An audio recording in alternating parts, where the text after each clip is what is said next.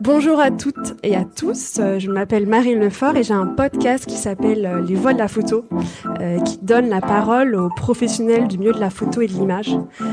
Aujourd'hui, comme vous pouvez l'entendre, nous sommes en extérieur, donc je m'excuse pour la qualité du son tout d'abord pour les personnes qui vont écouter ce podcast. Nous sommes à Arles pendant la semaine d'ouverture des rencontres de la photographie et nous allons parler du travail de commissaire d'exposition avec Urs Staël et son exposition Quand les images apprennent à parler, et Arthur Mettetal et son exposition Wagon-Bar, une petite histoire du repas ferroviaire. Et petit message pour les personnes qui écouteront cette conversation en podcast, la voix féminine que vous pourrez entendre est la voix d'Anita Sakesena, qui sera la traductrice de Monsieur Urs Staël. Merci à elle. Et avant qu'on commence, je voulais vous remercier tous les deux d'avoir accepté mon invitation et merci aux Rencontres d'Arles pour cette invitation. Dans cette conversation, je souhaiterais que l'on puisse comprendre le contexte et les enjeux de ces deux expositions, mais ainsi vos rôles dans ces projets. Urs Staël, tu es conservateur, écrivain, conférencier. Tu es conservateur à la Fondation MAST à Bologne, conseiller de Photo Collectania à Barcelone et de la collection d'art Vontobel à Zurich. Tu es cofondateur du photomuséum Winterthur et tu as aussi été le directeur et le conservateur de 93 à 2013. Tu es commissaire de nombreuses expositions et auteur-éditeur de nombreuses publications, comme l'exposition Quand les images apprennent à parler, que l'on peut voir cette année, donc on est en 2024, à l'espace Mécanique Générale à Arles. Cette exposition est une sélection de la collection de la Fondation A, de la collection de Madame Astrid Oelens de Schotten-Wintnall, désolée pour mon accent français, qui est composée de 5500 photographies rassemblées sur les 30 dernières années. Et Arthur Mettetal, tu es historien des chemins de fer et spécialiste de patrimoine ferroviaire et industriel. Depuis de nombreuses années, tu t'intéresses aux traces matérielles et immatérielles de l'industrie, en mobilisant le médium photographique dans chacun de tes projets. Tu es également spécialisé dans la gestion de fonds d'archives et collections d'entreprises. Tu as été co-commissaire de l'exposition en 2021 à Arles Orient Express et compagnie entre histoire et mythologie. Et cette année, tu es le commissaire de l'exposition Wagon-Bar, une petite histoire du repas ferroviaire, que l'on peut voir cette année à l'espace Croisière à Arles. D'habitude, dans mes entretiens, on revient sur toute la carrière de mes invités, mais aujourd'hui, on va plutôt axer notre discussion sur vos expositions présentées à Arles cette année. Pour commencer notre discussion, pourriez-vous tous les deux vous présenter avec vos propres mots et puis on pourra explorer le contexte, les enjeux de la création de vos expositions. On va pouvoir commencer par Urs. Urs, est-ce que tu peux te présenter, dire quels sont tes projets actuels et après on parlera de l'exposition. Good morning, everybody. Bonjour à tous. I have to put Je dois placer les micros sur mon menton afin que les gens puissent me comprendre. Je suis heureux d'être ici, de parler de l'exposition qui est montrée dans l'intégration de l'humain.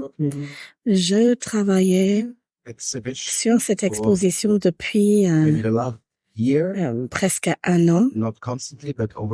Pas constamment, mais j'y revenais sans cesse.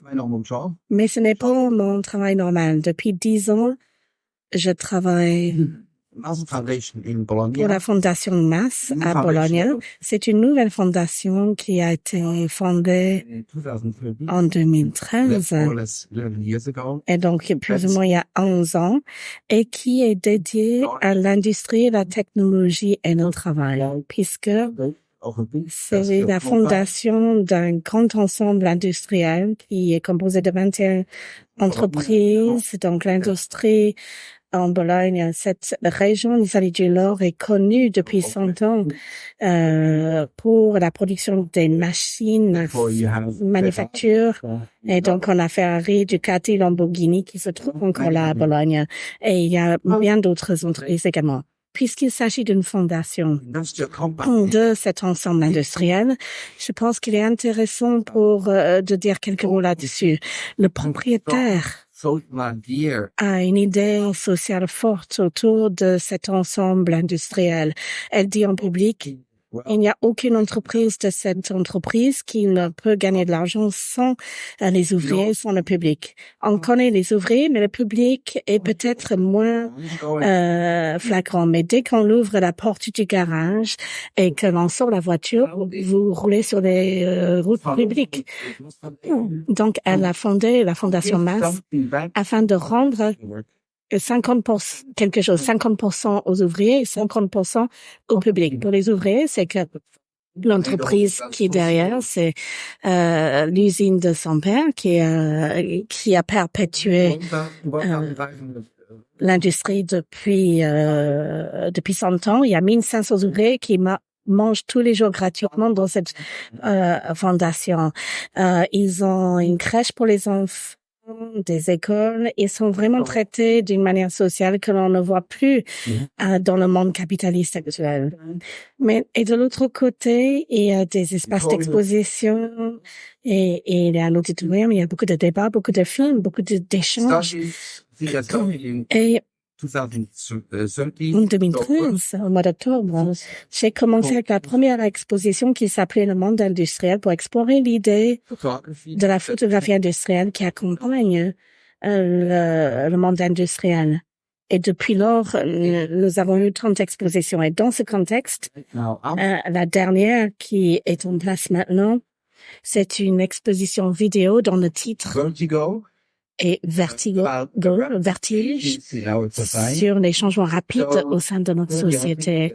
Cela montre 30 artistes et 35 vidéos, plus ou moins 1500 mètres carrés. Donc, c'est une très grande présentation de vidéos qui parle du sujet de la production, du travail, de la communication, du comportement des réseaux sociaux et les changements que nous vivons actuellement et la rapidité de ce changement, l'importance de ce changement, sa rapidité qui crée un climat que l'on pourrait mieux décrire en utilisant le terme d'Hitchcock qui est vertige. Mais ensuite, Astrid Ullens, que je connais depuis quelques années, 10-15 ans, je ne sais plus. On se rappelle pas ni l'un ni l'autre quand on s'est rencontrés pour la première fois, mais je me rappelle très bien que j'ai fait une exposition de Luz Bols à Madrid pour la Fondation Massa en 2017. Donc 6-7 ans où elle a prêté une grosse partie des œuvres. Et les Bols figurera également dans les échanges ultérieurs. Fait parler français. Quel a été le point de départ de cette exposition? Quelle a été l'impulsion? Christoph Wiesner, avant de venir à Arles, était directeur de Paris Photo. Il y avait une petite exposition au premier étage, au palais de la collection d'Astrid Ullens. C'est peut-être ça le point de départ. Donc, Astrid Ullens et Christoph Wiesner ont échangé. Christophe n'était pas très certain du fait de faire quelque chose de grand. Donc, Astrid m'a demandé si je serais prêt, si cela se produisait, de faire une exposition à Arles. Donc, j'ai commencé à créer des idées. C'était quand? Eh ben, c'était il y a plus ou moins 1 an, je dirais. Peut-être il y a 1 an et demi. Difficile de se rappeler, quand on a beaucoup de projets en parallèle. Mais il y a environ 1 an et demi. Et c'était drôle parce que je pense que je devais convaincre Christophe que ce type d'exposition qui ne rentre pas exactement dans la moule d'Arles, dans les orientations d'Arles. Arles, très souvent, on parle de la photographie contemporaine. Et nos 2 expositions ne sont peut-être pas au centre des thèmes d'art. Donc, mais on n'était pas très modeste. On s'est dit, ou on fait un grand spectacle, ou on n'en fait pas. Donc, cette collection est une collection unique avec 5500 œuvres construites depuis 25 ans. J'ai perdu ma concentration parce que il y a quelqu'un qui fait le plus long. Et c'est une collection très spéciale. Si vous me le permettez, je souhaiterais expliquer un petit peu. Il y a énormément de choses spéciales là-dedans, mais une chose est assez évidente. Si on regarde des collections privées, on parle pas de collections publiques ou de collections d'entreprises, mais les collections privées, la plupart du temps, sont des petits bijoux. Quelqu'un qui est intéressé par l'art ou la mode ou quelque chose qui collectionne des objets. Et la personne pense que chaque objet est un bijou et se dit, il faut que je l'ai. Peut-être qu'il est prêt à payer un prix très élevé parce qu'il veut ce bijou-là. Et si quelqu'un d'autre en veut, les prix montent. Donc, sa collection, c'est l'opposé. Je ne sais pas si c'est vrai que ce n'a jamais été le cas, mais elle a rarement acheté une seule photographie. Il s'agissait de rencontrer un photographe, apprendre à le connaître, et pour finir, elle a acheté au moins 10 photographies, 10, 20, 30, 40, 60. Luc Cochet est un homme maintenant qui a 70 ans, un photographe franco-suisse qui vivait pendant longtemps à Cuba. Je pense qu'elle a acheté 167 photographies faites par lui. Qu'est-ce que ça signifie en dehors du fait qu'elle collectionne beaucoup de photographies? Je pense que ce n'est pas une collection classique. C'est comme une intervention culturelle, c'est un soutien culturel. Elle obtient ces images, elle construit une collection, mais en ce faisant, elle aide le photographe à continuer son travail. Donc, c'est un respect par rapport à la réflexion d'un photographe et non pas sur la seule pièce d'œuvre, un maître d'œuvre que je veux maintenant et pour lequel je suis prêt à payer beaucoup. Bien sûr, si vous achetez 100 000 photographies, vous avez un prix spécial, c'est certain. Mais maintenant, tous ces photographes sont ses amis. Grâce à cela, elle a cette revendication. Et pour moi, cela fait que je suis beaucoup plus intéressée dans sa collection que d'autres collections. Il était intéressant de commencer à un moment donné à dialoguer avec elle pour voir ce qu'il y avait dans cette collection. C'est du coup une collection où il y a donc 5500 œuvres et tu nous parlais du volume de photographies de cette collection. Comment t'as fait pour sélectionner les œuvres? Comment les séries se sont constituées? Parce que pour les personnes qui n'ont pas encore vu cette exposition, c'est une exposition où on voit souvent plusieurs photographies de plusieurs photographes pour qu'on puisse comprendre le travail ou comment la sélection a pu être faite. Est-ce qu'il y avait un thème? Est-ce qu'il y avait comment t'as pu naviguer pour construire cette exposition dans ce volume de photographies? Avant de commencer à collectionner les photographies, elle était collectrice d'art minimaliste et d'art conceptuel. C'est intéressant de savoir. Le terme conceptuel va revenir plus souvent. À un moment donné, et je n'ai pas tout à fait compris le moment, elle a été confrontée par un marchand d'art qui avait beaucoup d'œuvres de Louise Bols. Et elle a été attirée par la manière dont Louise Bols travaillait. Elle a appris à le connaître, à l'aimer, et bien sûr, elle a commencé à acheter ses premières photographies qui l'a fait virer complètement vers la photographie après. Peut-être qu'on peut Louise Bols et demander quelle est l'œuvre de Louise Bols.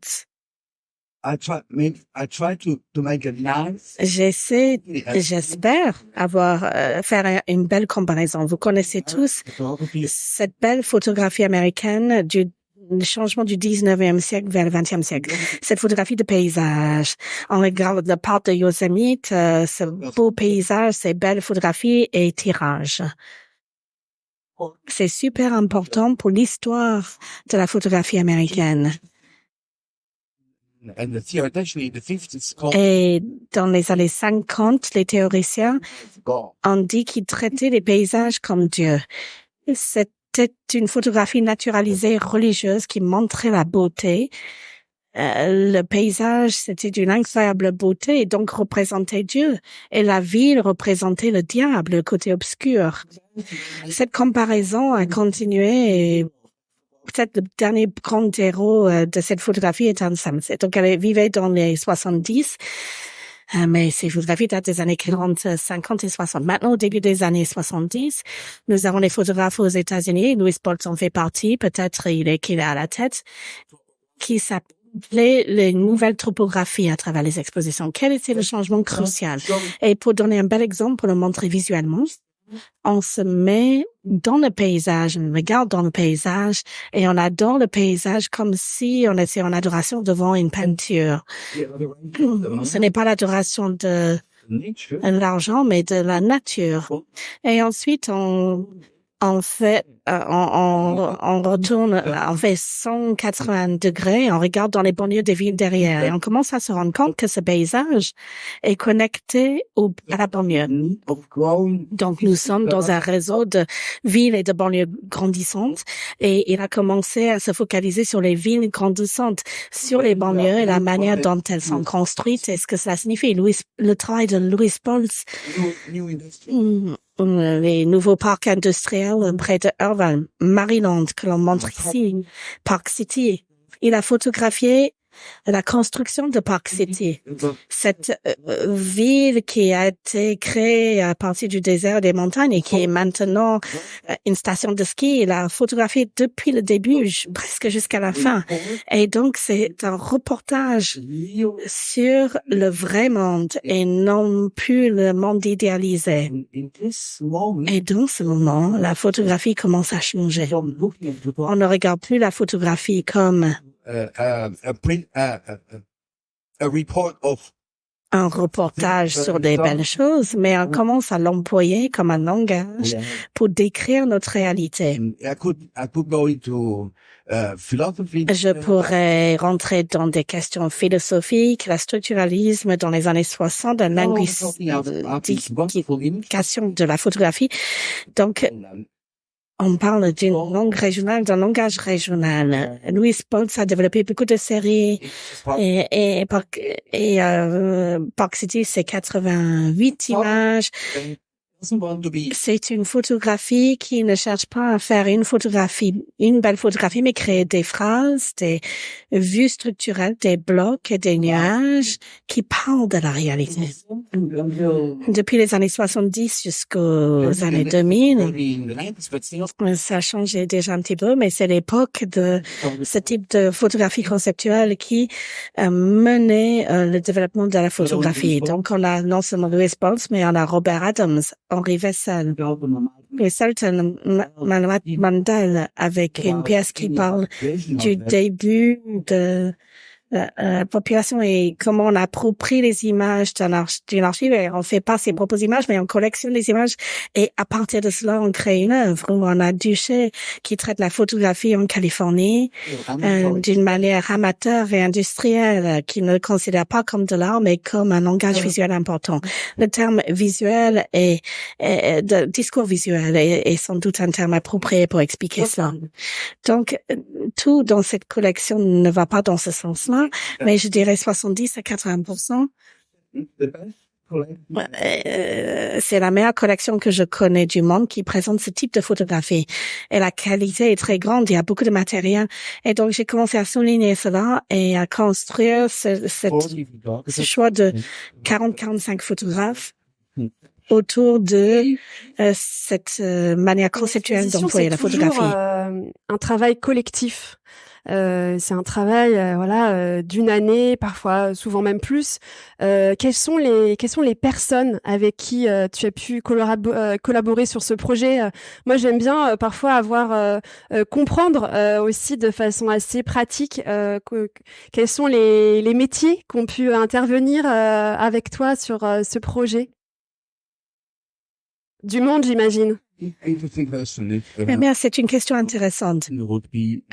Imaginons si Lorraine Ettner était là pour répondre à votre question, qui travaille dans une grande institution telle que le Centre Pompidou. La réponse serait peut-être différente. Je suis pas certain. Mais j'ai construit les photos. On a commencé en 93. En janvier 93, Et on était 2 personnes et demie qui ouvraient un espace de 500 mètres carrés. Et ensuite, on a fait des expositions assez intenses et intéressantes. Et on a grandi très lentement. 20 ans plus tard, quand j'ai quitté, au cœur, il y avait 8 personnes. Donc, j'ai l'habitude de ne pas travailler dans les grandes institutions complexes, mais j'ai plus l'habitude de travailler dans une petite équipe où 8 personnes se font confiance, se connaissent bien et connaissent ce que font les autres. Et j'y crois fortement. C'est un modèle dans lequel je crois et j'ai l'habitude de travailler de cette façon. À Bologne, je travaille avec 2-3 personnes et j'ai les 2 mêmes installateurs qui viennent pour chaque exposition pour faire l'installation parce qu'ils sont incroyablement bons. Et avec Astrid, c'était exactement la même chose. La fondation d'Astrid, là, il y a un espace d'exposition à Bruxelles, ça se trouve à Bruxelles. Pendant quelques années, elle avait un espace d'exposition, donc on voit des extraits de sa collection dans un lieu qui fait la taille d'une galerie. Et à la fondation, on a 3 personnes. Donc il y a une personne qui s'occupe de la collection, une personne qui travaille dans la galerie, et c'est plus ou moins ça. Donc, quand j'ai commencé à travailler, j'étais heureux d'avoir les fichiers pour savoir ce qu'il y avait dans la collection, et j'ai construit la collection sur l'ordinateur à la maison. Je n'ai pas pu y avoir accès. C'était pas une archive où on pouvait y avoir accès et voir toutes les photos. Et ce serait difficile de voir autant de photos. Mais c'était une exposition que j'ai créée complètement sur ordinateur. J'avais tous les fichiers, toutes les photographies. Je les regardais encore et encore et j'ai commencé à créer l'exposition. Et de temps en temps, je leur disais, on a échangé là-dessus, mais c'était une toute petite équipe. Donc, c'était créé par 3 personnes. Wow. Thank you. Arthur, est-ce que tu pourrais, Arthur Mettetal, est-ce que tu pourrais te présenter et puis revenir sur la genèse du projet de cette exposition Wagon-Bar? Oui, je m'appelle Arthur Mettetal. Alors moi, je suis aujourd'hui délégué général du Fonds de notation Orient Express et historien. Et peut-être pour remonter un petit peu sur mon rapport à la photographie, en fait, a été est arrivé avec un projet que j'ai eu la chance de mener au début, en 2010, 2011, où en tant qu'apprenti historien, je me suis intéressé à l'usine Métal Europe, la fonderie Métal Europe qui se trouvait donc dans le Pas-de-Calais. Et l'idée était à l'époque de pouvoir faire un travail autour de l'histoire de cette fonderie avec une problématique principale qui était que l'outil industriel avait été détruit et rasé. Et avec une autre dimension très importante, c'est que la fonderie avait fait l'objet d'une fermeture violente, avec un drame social, avec plusieurs centaines de salariés qui ont appris la fermeture de l'usine à la télé. Et c'est d'ailleurs de cette fermeture qu'est née la dénomination de patron voyou. Bref, un espèce de nœud assez compliqué en tant qu'apprenti historien d'arriver sur ce territoire. Et ce qui était très intéressant, c'est que finalement, l'histoire de cette usine qui a fermé et ce drame social qui s'y est déroulé a été un terrain et un champ d'expérimentation pour moi absolument fondamental, puisque c'est à cette époque-là que par les archives orales, c'est-à-dire le fait de passer quasiment 2 ans en immersion sur le territoire et d'interroger en fait les personnes qui sont les témoins de tout ce qui s'est passé, d'une histoire assez proche, mais aussi très rapidement la mobilisation de la photographie, d'abord pour documenter les traces. Ce qui est intéressant dans l'histoire industrielle, c'est que l'histoire industrielle, elle est souvent résumée à l'outil de production, Je pense par exemple à la fonderie. Évidemment, on pensait aux fourneaux, etc., etc. Mais en fait, la trace d'une usine dans le paysage, elle est immense, elle est gigantesque. Elle est à la fois sociale, elle est environnementale, elle est culturelle. Et donc en fait, ça, c'était très intéressant au travers de la photographie, d'aller documenter à la fois les traces environnementales, les ruines, mais également les lieux de la lutte où avaient eu lieu des manifestations en lien avec cette fermeture. Bref, voilà. En gros, c'était un peu l'acte fondateur de mon intérêt et de l'utilisation de la photographie dans le cadre d'une pratique historienne. Et ensuite, en fait, dans tous les projets que j'ai pu mener, j'ai toujours utilisé ou associé la photographie. Et d'autant plus quand j'ai débuté ma thèse qui s'intéressait donc à l'histoire de l'Orient Express dans la grande histoire de la compagnie, de l'entreprise qui l'a créée, donc la Compagnie internationale des wagons-lits, où là aussi, ce qui est très intéressant, c'est toujours cette utilisation à la fois de photographier, de faire appel à des photographes pour documenter des choses et pour créer en fait de l'archive, continuer à créer de l'archive en permanence, mais aussi évidemment utiliser l'image comme source de l'histoire. Et ça, c'est quelque chose aussi qui est absolument fondamental. Et c'est notamment pour cela qu'on avait aussi fait une première exposition à Arles en 2021 qui s'appelait Orient Express et compagnie, et qui était en fait une histoire visuelle de l'Orient Express replacée dans son histoire d'entreprise. Bref. Et donc pour cette année, la genèse très rapidement de ce projet, c'est toujours de toute façon une rencontre, une rencontre avec un fonds d'archives, avec un fonds d'archives iconographiques qui ensuite va provoquer l'envie, en tout cas, de le valoriser et d'essayer de le mettre en forme. Et donc Wagon-Bar, en fait, cette petite histoire du repas ferroviaire, c'est vraiment cette idée de partir d'un certain nombre d'images observées dans un fonds d'archives et de se dire, bon, voilà, on a toute une pratique historienne sur l'histoire de l'alimentation, sur l'histoire du chemin de fer, mais on peut aussi, par le prisme de l'image, raconter cette histoire-là avec une ouverture en fait sur la dimension recherche qui est énorme et qui est complètement complémentaire et qui permet du coup de valoriser des recherches historiques auprès du plus grand nombre. Et je dirais que ce qui est très intéressant ici, c'est que Arles permet aussi de valoriser des archives historiques de manière contemporaine aussi, d'un point de vue de la scénographie, d'un point de vue de l'editing, etc., etc. Donc ça, c'était vraiment quelque chose qui m'intéresse encore énormément, c'est de pouvoir partir de sujets historiques et vraiment de pouvoir les partager au plus grand nombre de cette manière-là. Et comment vous en êtes venu à ce thème Wagon-Bar, parce que j'imagine qu'il y a plein de sujets quand on parle de l'Orient Express, de train, de voyage. Ça m'intéresse de savoir pourquoi. Alors, le sujet, il est venu tout simplement parce que la plupart des images que l'on voit dans l'exposition proviennent d'un fonds d'archives qui est le fonds d'archives de l'ancienne Compagnie internationale des wagons-lits. Une autre petite partie des archives proviennent du fonds de la SNCF.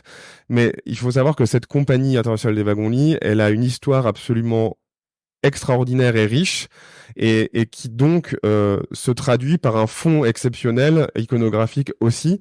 Et pourquoi exceptionnel? Tout simplement parce que cette compagnie, elle a été créée en 1876 et en fait, elle a d'abord créé un réseau international de trains de luxe. Donc le plus connu, c'est l'Orient Express en 1883, mais ensuite elle développe tout un réseau avec d'autres trains, le train bleu, l'Étoile du Nord, le Nord Express, enfin un certain nombre de trains qui sont encore aujourd'hui dans les esprits, dans l'imaginaire. Mais en fait, autour de cette organisation d'un réseau ferroviaire, on a d'autres activités qui vont faire qu'en fait la compagnie est plus qu'une entreprise ferroviaire, est presque une entreprise, est une entreprise de tourisme. Elle va créer un réseau international d'hôtels de luxe aussi. Elle va créer un réseau international d'agences de voyage, et donc elle va être une des entreprises qui va être un des plus grands moteurs du développement du tourisme. En tout cas en Europe et presque dans le monde, entre la deuxième moitié du 19e siècle et on va dire la Deuxième Guerre mondiale. Et ce qui est intéressant aussi, c'est qu'après la Deuxième Guerre mondiale, l'entreprise va diversifier ses activités et notamment s'occuper donc de la nourriture à bord des trains, donc auprès de prestataires. Enfin, je veux dire non, elle est le prestataire de compagnies ferroviaires telles que la SNCF, mais elle va aussi s'occuper des compagnies aériennes, de certains aéroports. Donc, elle s'occupe aussi dans le modèle de l'aérien, des autoroutes ou de la restauration collective. Donc, en résumé, ce fonds il témoigne de la richesse de l'histoire de la compagnie en termes visuels. Et l'autre avantage aussi, donc, c'est que il témoigne de toutes ses activités et en plus, il est international. C'est-à-dire que les archives de la compagnie des wagons-lits couvrent quasiment tous les territoires de la Chine en passant par l'Italie, l'Allemagne, la France. Voilà. Donc, c'est aussi ça la richesse de ce fonds qui permet de tirer ensuite des thématiques qu'on peut mettre en forme et valoriser. Et comment est-ce qu'on fait pour sélectionner les œuvres et les documents à inclure quand on est historien d'une exposition aussi ambitieuse que celle-ci? Comment se sont passés le travail de recherche et de sélection? Parce que là, on voit effectivement, j'imagine, une infime partie du fond, des fonds. Alors le travail de sélection, ça dépend, mais en tout cas, ce qui est sûr, c'est que sur cette exposition en particulier, c'est d'abord presque un coup de foudre visuel avec une série. Je pense notamment à la série qui témoigne de la nourriture à bord des trains corail, où on voit le croque-monsieur, les quiches, etc., qui sont documentés à destination du personnel pour la formation et savoir comment placer les chips ou le jambon ou la quiche Lorraine auprès des clients. Et donc, une fois qu'on a un intérêt et comme vraiment un coup de foudre sur des images. Et l'idée, c'est toujours de se dire, bon, on peut faire une exposition à partir d'uniquement cet aspect esthétique, mais disons que cette histoire d'exposition, c'était aussi de se dire, bon, le fond est beaucoup plus grand et on va être capable non pas de traiter une histoire exhaustive de l'histoire de l'alimentation à bord des trains, et ça, il y a des spécialistes historiens, dont Jean-Pierre Villot, qui est un des spécialistes français qui a travaillé sur les pratiques alimentaires des différentes mobilités. Donc d'ailleurs, voilà. Donc l'idée, c'était pas de refaire ça, l'idée, c'était de repartir du coup de séries d'images qui permettent de documenter les grandes étapes des évolutions de cette histoire de la nourriture à bord des trains. Et donc ensuite, c'est comme toute exposition, il faut arriver à certes montrer des images, mais il faut arriver aussi à créer un récit, à créer un cheminement qui permette d'être à la fois intelligible. Et je trouve que ce qui est intéressant dans l'exposition, c'est que elle permet à la fois de plonger dans une histoire des techniques, une histoire de l'innovation, une histoire des chemins de fer, donc c'est un niveau particulier, mais elle permet aussi de mettre un pied dans l'histoire de la photographie et notamment la manière dont les entreprises utilisent la photographie pour promouvoir leurs propres activités, leur propre image et en fait se créer une culture de marque au fil des décennies.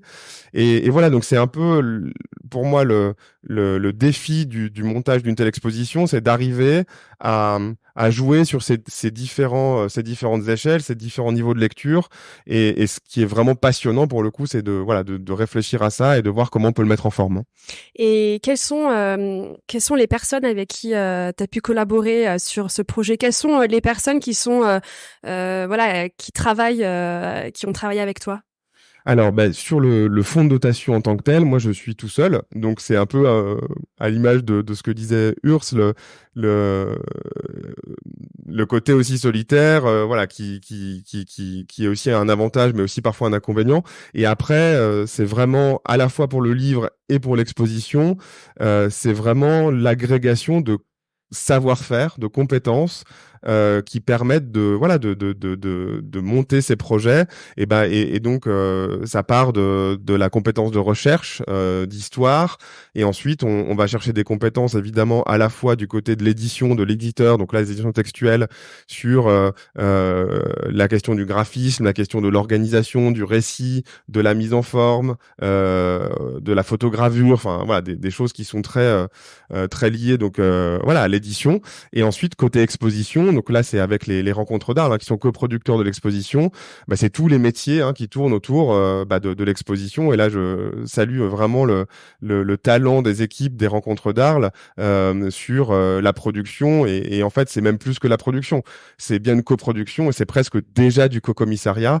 Et les personnes qui travaillent sur ce sujet-là sont absolument incroyables. Donc ça va des menuisiers, des peintres, en passant par les accrocheurs, évidemment les productrices, etc.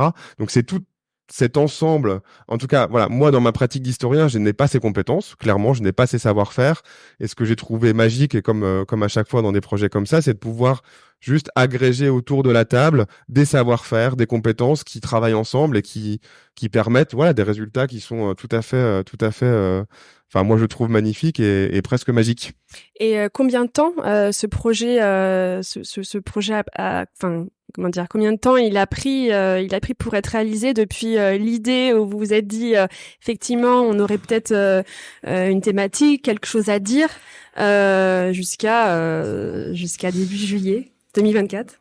C'est un petit peu aussi l'histoire du fonds de dotation, c'est la connaissance d'un fonds. Voilà, ça fait maintenant presque 6 ans que je tourne autour de ce fonds, donc je connais assez bien en tout cas ce qu'il détient et son fonds iconographique, mais même son fonds en général d'archives. Et sur cet exemple-là, c'est vraiment une réflexion sur les différentes thématiques qui pouvaient être tirées à partir des images du fonds iconographique. Et c'est un peu comme Ours, c'est une rencontre avec à un moment donné Christophe Wissner, à qui je partage quelques images et quelques idées. Et après, c'est voilà, on enclenche une dynamique. Donc c'était très court, c'était vraiment en décembre. Donc c'est un projet qui, à la fois d'un point de vue de l'édition et de l'exposition, a été on a eu 3 mois pour le faire, mais voilà, il découle aussi de plusieurs années de connaissance du fonds, etc. Mais voilà, donc c'est cette question d'une confiance de Christophe Wissner et ensuite du relais, voilà, d'Anaëlle Vérard, de Cécile Nédélec, qui ensuite poussent les choses et permettent que les choses avancent très vite, et côté édition pareil, et donc disons que c'est voilà, ce projet-là était assez court, mais avec quand même un recul assez nécessaire pour pouvoir le produire. Je souhaiterais qu'on puisse avoir quand même quelques minutes si le public a des questions. J'ai une question pour tous les deux, pour Ours et Arthur, que j'aime bien, parce que j'aime bien poser la question si les personnes ont si les professionnels ont des conseils. Donc là, on va commencer par toi, Arthur. Est-ce que tu aurais des conseils pour des personnes qui souhaiteraient qui souhaiteraient travailler sur des projets d'exposition, être haut commissaire d'exposition, avec ton point de vue d'historien. Voilà, est-ce que tu aurais des conseils pour des apprentis commissaires? Ouais, disons, c'est vraiment pour le coup du point de vue de ma pratique historienne, ce que je trouve fondamental et absolument magique et enrichissant, et de plus en plus, moi, je suis confronté à des fonds d'entreprise, voilà, des fonds d'archives d'entreprise, et presque à chaque fois, c'est vraiment une claque, c'est-à-dire qu'il y a des fonds absolument magnifiques qui sont présents, qui existent. Alors, il se trouve qu'en plus, les fonds d'entreprise sont quand même des fonds qui sont en danger. C'est des fonds qui sont souvent en danger de par les restructurations des entreprises, de par les délocalisations, etc. Donc c'est un sujet qui est en tout cas très important, et qui est presque de l'ordre du militantisme, voilà, d'un point de vue historique.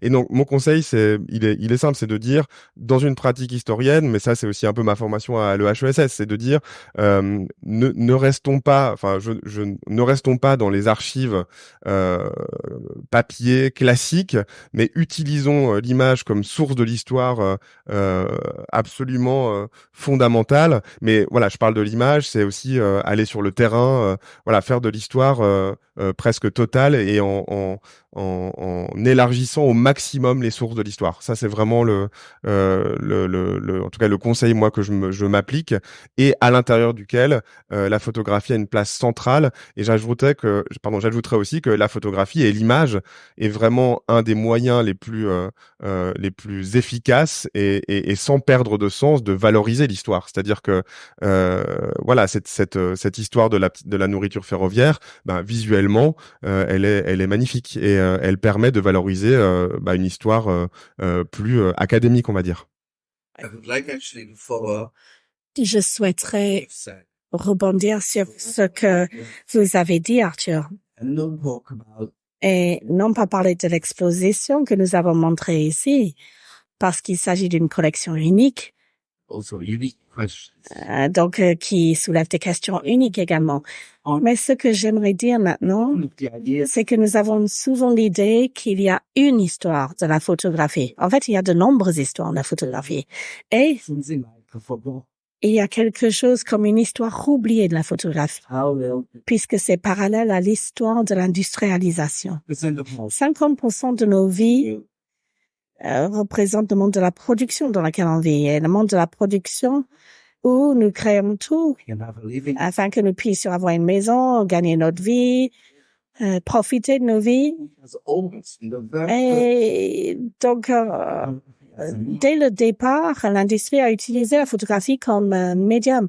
On pourrait même dire que l'histoire de l'industrie, l'histoire de la photographie est une histoire parallèle et que la caméra est un produit industriel elle-même. Et au 19e siècle, il a été possible de le créer en tant que machine. Peut-être que l'idée remonte à un peu plus longtemps. Donc, on a ce monde incroyable d'industrie et d'image. Dans les années 60, où les grandes entreprises ont commencé à être fondées et on a également beaucoup jeté ces photographies. Les plaques en verre ont été jetées parce que le nouveau propriétaire ne s'intéressait plus à cette histoire. Mais nous pouvons beaucoup apprendre là-dessus quand on rentre dans ces archives. Parfois, j'emploie comme un petit narratif pour expliquer cela. Quand on invite ses amis à dîner, ou quand on va à une fête, ou quand on se promène ici, on a tendance à parler des surfaces. On adore la laque de la nouvelle voiture, le gloss sur la robe, un nouveau maquillage, les belles chaussures, on parle de cela. On profite, on boit une coupe de champagne avec. Et dans ce type d'occasion, on ne parle jamais du travail effectué pour créer ces objets. Et il y a tout un monde incroyable d'archives visuelles des conditions de cette production. Et je pense qu'il faut découvrir cela. C'est ce qu'on essaie de faire à Bologne depuis 10 ans, de découvrir cela, de creuser dedans, de trouver, de collectionner, de le montrer. Et bien sûr, d'échanger là-dessus également. Thank you. I think you managed to find the last word. So thank you, Earth. Thank you, Arthur. Merci. Et je vous invite, les personnes qui passent à Arles, à aller voir ces deux merveilleuses expositions et de voir aussi les deux ouvrages qui accompagnent ces expositions. Merci à vous. Au revoir. Merci d'avoir écouté Les Voix de la photo.